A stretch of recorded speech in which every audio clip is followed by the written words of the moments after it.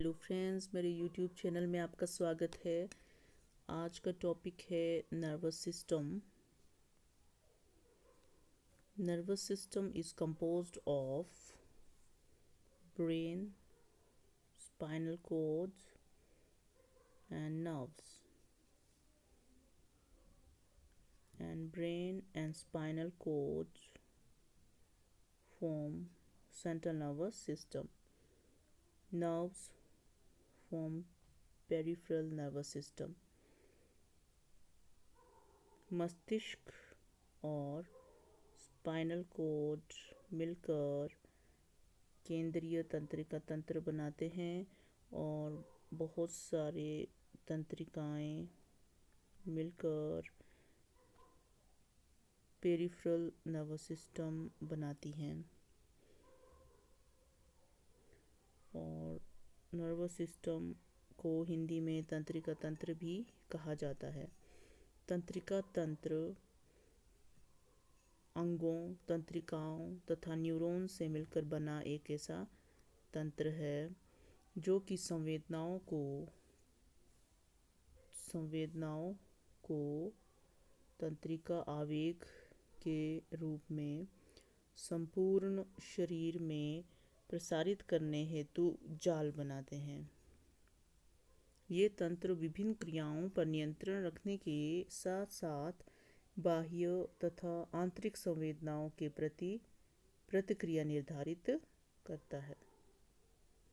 बाहरी पर्यावरण में हो रहे परिवर्तनों को किस प्रकार हमारे शरीर के द्वारा नियंत्रित किया जाना है उसे निर्धारित करता है।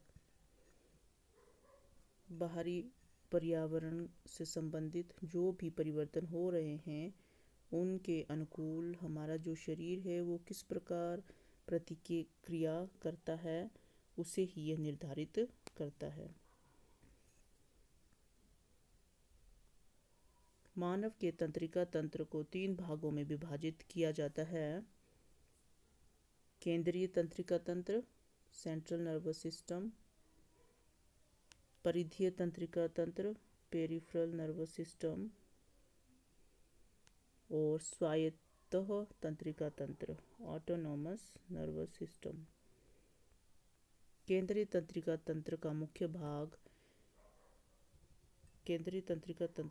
भाग मस्तिष्क है और जो स्पाइनल कॉर्ड के साथ जुड़ा रहता है और ये दोनों एकत्रित होकर सेंट्रल नर्वस सिस्टम बनाते हैं।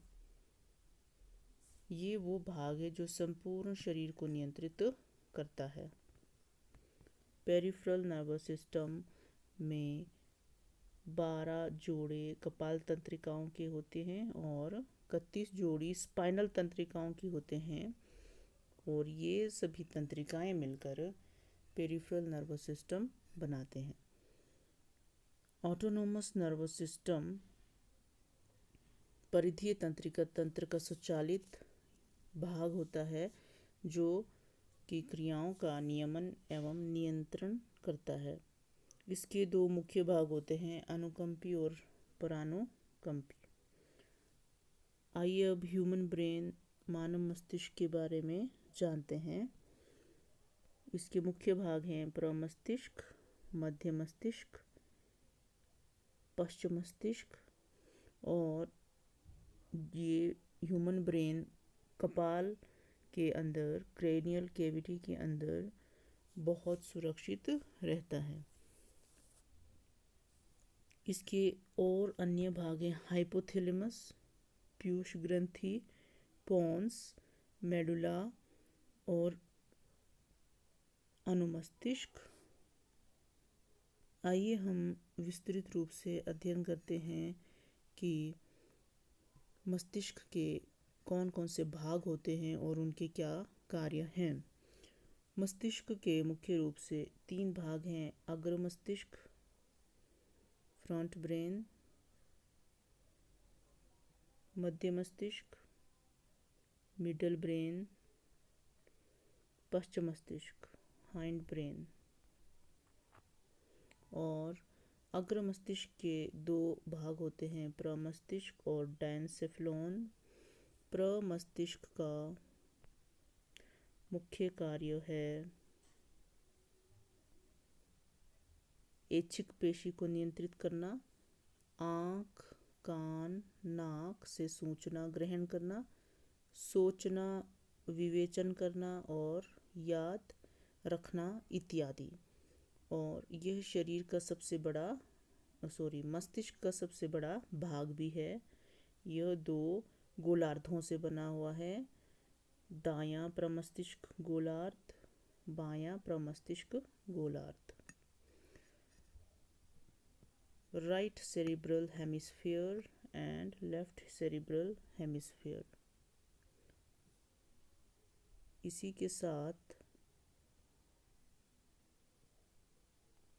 डायनसेफ्लोन है, जिसे हम अग्र मस्तिष्क पश्च कहते हैं, जो कि थैलेमस और हाइपोथैलेमस से मिलकर बना होता है और जिसका कार्य है खाने से संबंधित नियंत्रण, पानी पीने से संबंधित नियंत्रण और भावनाओं का नियंत्रण, पीयूष ग्रंथि के कार्य का नियंत्रण। उसके बाद जो मध्य मस्तिष्क है उसके भी 2 भाग होते हैं। मध्य मस्तिष्क का जो भाग है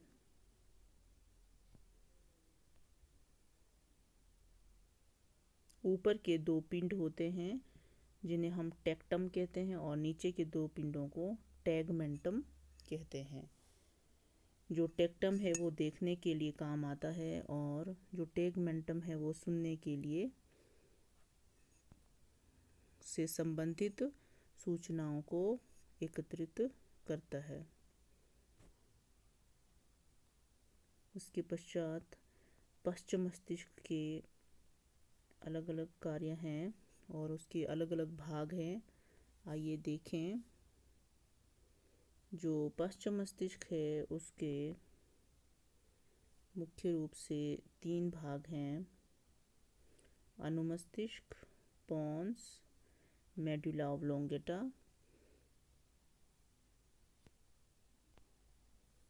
अनुमस्तिष्क ये मस्तिष्क का दूसरा सबसे बड़ा भाग है। पोन्स को मेटेनसेफ्लोन भी कहा जाता है और मेडुला ऑब्लोंगेटा मस्तिष्क का अंतिम भाग है। इसे मेलेनसेफ्लोन भी कहा जाता है।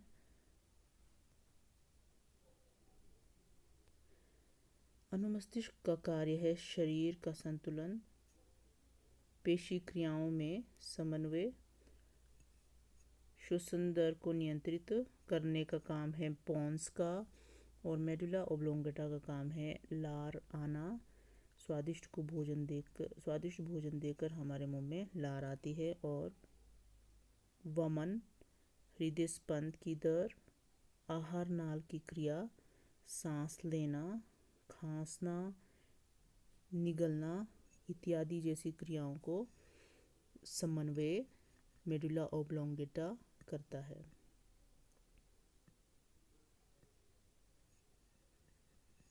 तो इस प्रकार हम आज नर्वस सिस्टम के बारे में अध्ययन कर चुके हैं और उसका सबसे मुख्य भाग जिसे मस्तिष्क कहा जाता है उसके बारे में हमने विस्तृत अध्ययन किया। उसकी संरचना कैसी होती है और उसके मुख्य भागों की क्या कार्य हैं, आज हमने इसके बारे में अध्ययन किया। उम्मीद है आपको ये वीडियो पसंद आई होगी। धन्यवाद।